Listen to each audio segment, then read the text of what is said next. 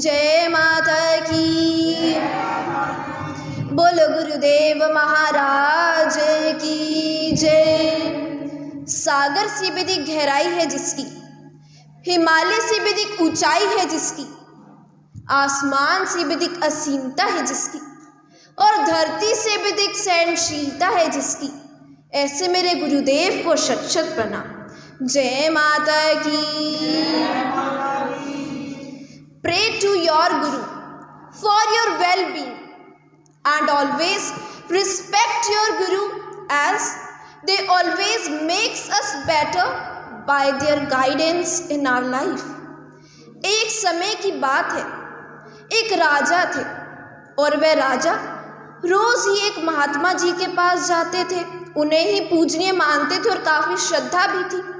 रोज महात्मा जी की कुटिया में उनसे मिलने जाते थे, उनके दर्शन करने जाते थे। परंतु जब भी वे महात्मा जी को अपने महल के लिए बुलाते, महल में आने के लिए आमंत्रण देते, तो महात्मा जी मना कर देते थे।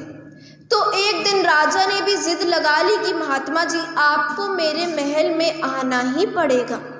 ये सुनने के बाद महात्मा जी ने मना करते हुए कहा कि मुझे तुम्हारे महल में से दुर्गंध आती है, कि मुझे तुम्हारे महल में से दुर्गंध आती है जो मुझे बिल्कुल पसंद नहीं है, इसलिए मैं नहीं आ सकता। ये सुनने के बाद राजा कुछ भी नहीं कहते, बिल्कुल चुप हो जाते हैं और शांत हो जाते हैं और वापस अपने राजमहल में लौट जाते हैं। और काफ़ी दिन इसी बात पर वो विचार करने लग जाते हैं कि महात्मा जी ने ऐसा क्यों कहा, इसके पीछे उनका क्या कारण है, इस बात के पीछे क्या रहस्य है, वे समझ नहीं पाते हैं और ना ही उन्हें कोई उत्तर मिलता है, ना ही कोई जवाब मिलता है। काफ़ी दिनों बाद महात्मा जी की कुटिया में वापस जाते हैं तो महात्मा जी राजा को एक गांव में घुमाने के लिए लेकर जाते हैं, भ्रमण के लिए लेकर जाते हैं। वे दोनों जंगल पार करते हुए एक गांव में जाकर पहुंच जाते हैं और उस गांव में काफ़ी सारे पशु, काफ़ी सारे जानवर होते हैं, जिसके कारण काफ़ी दुर्गंध आ रही होती है।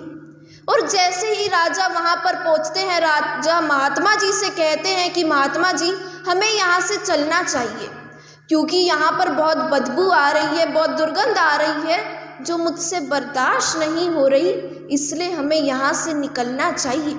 ये सुनने के बाद महात्मा जी ने कहा कि यहाँ पर इतने सारे लोग उपस्थित हैं, यहाँ पर इतने सारे लोग उपस्थित हैं, परंतु उनमें से तो किसी को भी कोई बदबू नहीं आ रही, तो आपको कैसे आ सकती है, आपको कैसे आ रही है। ये सुनने के बाद राजा ने कहा कि महात्मा जी ये लोग तो इस बदबू के आदी हो चुके हैं, इन्हें तो इस दुर्गंध की आदत है, ये तो इसके आदी हैं क्योंकि ये यहीं पर रहते हैं, परंतु मुझे इस वातावरण की आदत नहीं, इस दुर्गंध की आदत नहीं है, इसलिए हमें यहाँ से निकलना चाहिए।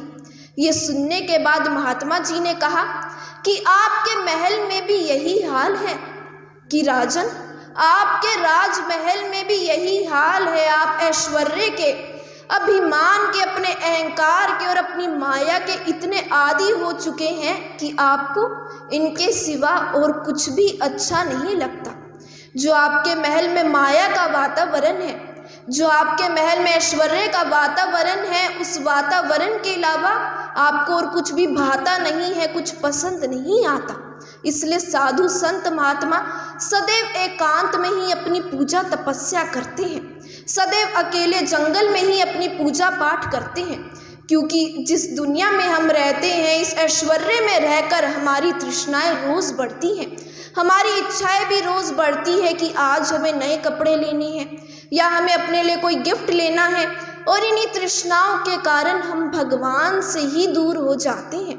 हम अपने भगवान में, अपने इष्ट में ही मन नहीं लगा पाते और हम उनसे दूर हो जाते हैं। इसलिए साधु संत महात्मा सदैव एकांत में अपनी पूजा तपस्या करते हैं। इसलिए जितना हम साधु संतों के संपर्क में रहते हैं, अपने गुरु महाराज के समीप, अपने गुरु महाराज के संपर्क में रहते हैं, उतने ही ज्ञान की प्राप्ति हमें होती है और उसी ज्ञान के कारण हमारा उद्धार हो जाता है।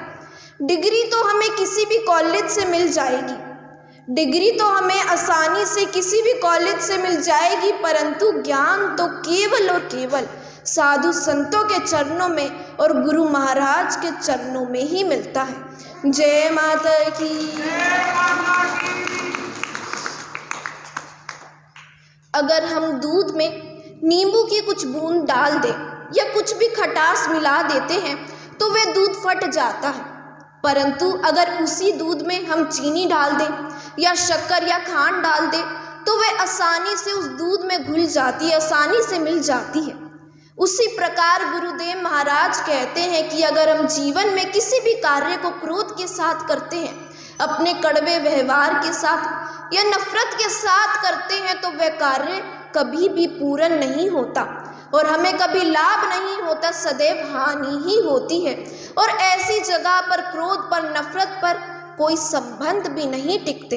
परंतु अगर हम किसी कार्य को पूरे प्रेम से करते हैं, फिर चाहे वो कोई भी कार्य हो, हमारी पूजा पाठ हो या हमारी पढ़ाई, हमारी स्टडीज़ हो, अगर हम प्रेम से किसी कार्य को करते हैं, लगन से करते हैं, तो हम अवश्य ही उस कार्य में सफल हो जाते हैं और हमें सदैव लाभ ही होता है। बोलो गुरुदेव महाराज की जय।